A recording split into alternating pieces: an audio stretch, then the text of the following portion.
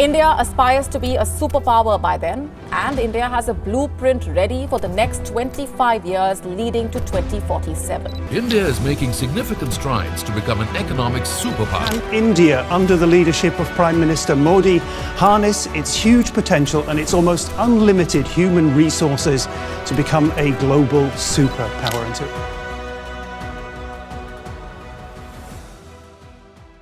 Hi everyone, if you just look back 70 years ago in 1948 जब Indian nation born हुआ था and अपने मियर survival के लिए लड़ रहा था. At that time we were bombarded with many problems, जैसे मिलियंस ऑफ रेफ्यूजीज को सेटल करना था, उन्हें घर के साथ साथ एम्प्लॉयमेंट भी प्रोवाइड करवाना था और 500 से भी ज़्यादा प्रिंसली स्टेट्स को एक एक कर इंडिया से जोड़ना था. अगर आप अपने ग्रैंड पेरेंट्स या ग्रेट ग्रैंड पेरेंट्स से पूछोगे कि तब माहौल कैसा था तो you will get to know कि तब क्वेश्चन होता था विल इंडिया सर्वाइव.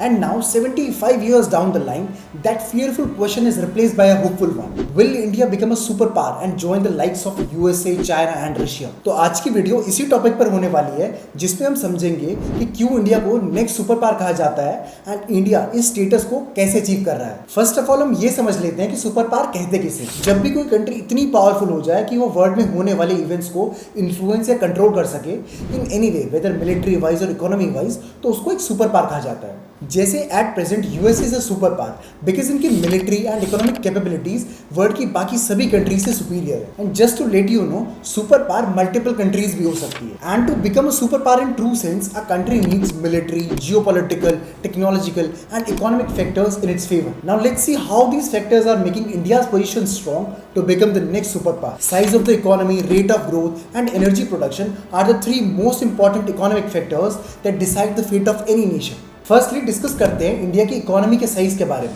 सितंबर 2022 में इंडिया यूनाइटेड किंगडम को पीछे छोड़ते हुए वर्ल्ड की 5th लार्जेस्ट इकोनॉमी बना. करंटली इंडिया की जीडीपी ऑलमोस्ट $3 ट्रिलियन है, जो कि सिर्फ US, China, Japan and Germany की जीडीपी से कम है. Second, growth rate. आपको इस सुन के प्राउड फील होगा that Indian economy is growing faster than any other economy in the world. Currently we are growing at a staggering rate of 8.7% per annum. इतने ग्रोथ रेट के साथ world के economist मानते हैं कि इंडिया 2030 तक world की 3rd largest and bye 2050 world की 2nd लार्जेस्ट इकोनॉमी बन जाएगा. Third, energy.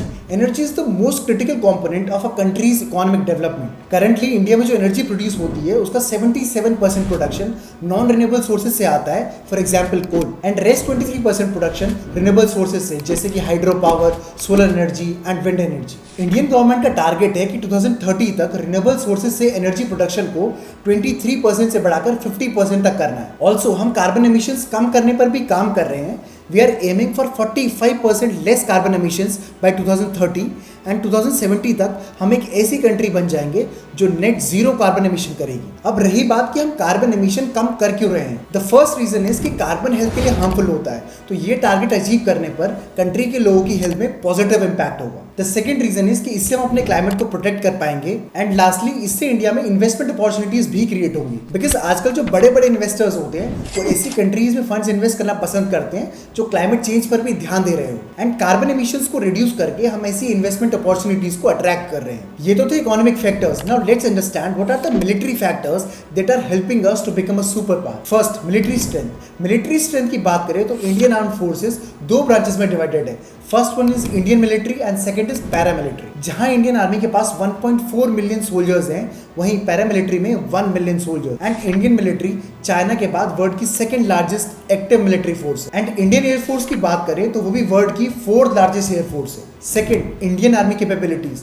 इंडियन आर्मी की कैपेबिलिटीज का अंदाजा इसी बात से लगाया जा सकता है कि वर्ल्ड वॉर 2 में इंडियन आर्मी ने ब्रिटिशर्स के साथ मिलकर जापान जैसी पावरफुल कंट्री को हरा दिया था. एंड इंडियन आर्मी ने 1971 में बांग्लादेश बनाने में भी एक मेजर रोल प्ले किया था. ऑल्सो रिसेंटली जो सर्जिकल स्ट्राइक हमने पाकिस्तान के ऊपर की थी वो भी इंडियन आर्मी की स्ट्रॉन्ग मिलिट्री पावर का एक छोटा सा एग्जाम्पल था. Third, military budget. Military budget की बात करें तो इंडियन गवर्नमेंट हर साल अराउंड $73 बिलियन अपनी आर्मी के ऊपर खर्च करती है, जो कि वर्ल्ड का 3rd लार्जेस्ट मिलिट्री बजट है after United States in China. Moreover, prime minister Narendra Modi has launched Atmanirbhar Bharat campaign to make India the world's biggest military power on its own. जहां हम पहले आर्म्स एंड वेपन्स दूसरी country से import किया करते थे, अब हम उन्हीं आर्म्स को खुद से बनाएंगे. और सिर्फ बनाएंगे ही नहीं, उनको दूसरी कंट्रीज को एक्सपोर्ट भी करेंगे. इसके लिए डिफेंस मिनिस्ट्री ने टारगेट भी रखा था that we will export arms worth $5 billion to other countries by 2025। Economic growth and military power के साथ साथ एक कंट्री का दूसरी कंट्रीज के ऊपर जियोपॉलिटिकल इन्फ्लुएंस काफी इंपॉर्टेंट रोल प्ले करता है to become a powerful nation. तो लेट्स अंडरस्टैंड कि कैसे जियोपॉलिटिकल फैक्टर्स इंडिया के फेवर में काम कर रहे हैं। इंडिया वर्ल्ड की लार्जेस्ट डेमोक्रेसी है and it is 3 times bigger than the second largest democratic nation which is United States। India geopolitical diplomacy में बढ़ चढ़कर पार्टिसिपेट कर रहा है, जिससे इंडिया के international relations United states, Japan and Russia जैसी पावरफुल कंट्रीज के साथ काफी स्ट्रॉन्ग है। इवन इंडिया ने European union, African union and middle east countries के साथ भी अच्छे रिलेशन एस्टैब्लिश किए हैं and all these relationships makes a favourable environment for the economic growth of the country. And apart from these, India काफी बड़े बड़े इंटरनेशनल फोरम्स का मेंबर भी है। Under Narendra Modi strong leadership ये सब कुछ पॉसिबल हो पाया। एंड आज की बात करें तो सभी इंटरनेशनल कंट्रीज इंडिया के पॉइंट ऑफ व्यू को सीरियसली भी लेती है एंड इंडिया को अपना स्ट्रॉन्ग इंटरनेशनल अलायंस भी मानती है। ये तो थे कुछ political factors which make India a strong contender to become a super power. Powerful countries की बैटल सिर्फ लैंड पर ही नहीं लड़ी जाती, स्पेस एंड टेक्नोलॉजी भी इसमें मेजर रोल प्ले करता है। Let's understand how. आप सभी ने सोवियत यूनियन एंड यूएसए के बीच कोल्ड वॉर का किस्सा तो सुना ही होगा, जब दोनों ही कंट्रीज अपने आप को एक दूसरे से सुपीरियर प्रूव करने के लिए स्पेस वॉर कर रहे थे। इसकी शुरुआत तब हुई थी when the Soviets launch the world's first artificial satellite Sputnik 1 in October 1957। इस लॉन्च ने यूएस एडमिनिस्ट्रेशन में एक डर का माहौल पैदा कर दिया एंड यूएसए की पब्लिक को ये सोचने पर मजबूर कर दिया that Soviet Union was more technologically advanced। इसके रिस्पॉन्स में ही यूएसए ने नासा को सेटअप किया ऑन अक्टूबर 1, 1958। नासा का सबसे पहला ऑब्जेक्टिव था to send a man into space to prove its technological superiority over Soviets. However Soviet Union ने अप्रैल 1961 में यूरी गागरिन को स्पेस में भेजकर हिस्ट्री क्रिएट कर दी थी।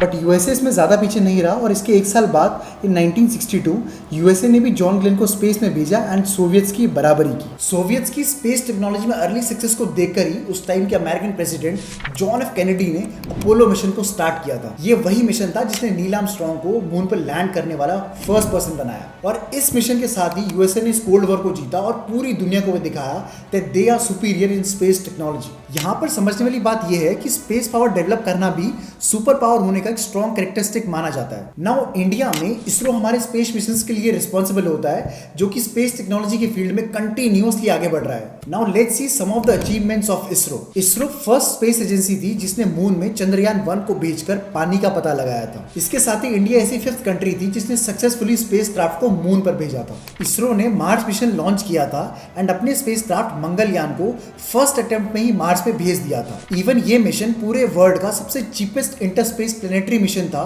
इस मिशन की cost around 450 crore Indian rupees थी। सेम मिशन यूएस ने भी किया था but at a whopping cost of 5,338 crore which is 12 times higher than the budget of India. Mangalyaan mission की सक्सेस के बाद इंडिया उस एलीट लिस्ट का पार्ट बन गया जिसमें Russia, USA and European space agency शामिल थी। बट एक सरप्राइजिंग बात यह है कि अपार्ट फ्रॉम इंडिया ऐसी कोई कंट्री नहीं है जिसने इस मिशन को फर्स्ट अटेम्प्ट में कंप्लीट किया हो। इसरो ने फ्यूचर के लिए काफी मिशंस प्लान किए हैं जिससे इंडिया पूरे वर्ल्ड को अपनी स्पेस पावर दिखाएगा। इनमें से एक मिशन गगनयान 3 है जिसे इसरो 2024 तक कंप्लीट करना चाहता है। अगर ये मिशन सक्सेसफुली कंप्लीट हो जाता है तो India, USA, Russia and China के बाद 4th ऐसी कंट्री बन जाएगा जिसने सक्सेसफुली ह्यूमंस को स्पेस में भेजा है। इन रिसेंट ईयर्स इंडिया ने इकोनॉमिकली, टेक्नोलॉजिकली एंड जियोपॉलिटिकली काफी तेजी से ग्रोथ की है एंड इवन इंडिया के पास डेमोग्राफिक एडवांटेज भी है विच इज पॉपुलेशन, जो कि वर्ल्ड में सबसे ज्यादा है। इवन इंडिया की आधे से ज्यादा पॉपुलेशन यंग है which is below 35 years old और आने वाले टाइम पर यही लोग इंडिया की जीडीपी में एक्टिवली कंट्रीब्यूट करेंगे। यही फैक्टर्स इंडिया को हेल्प करेंगे to become a leading super power in the future. अगर आपको इन्फॉर्मेशन वैल्यूएबल लगी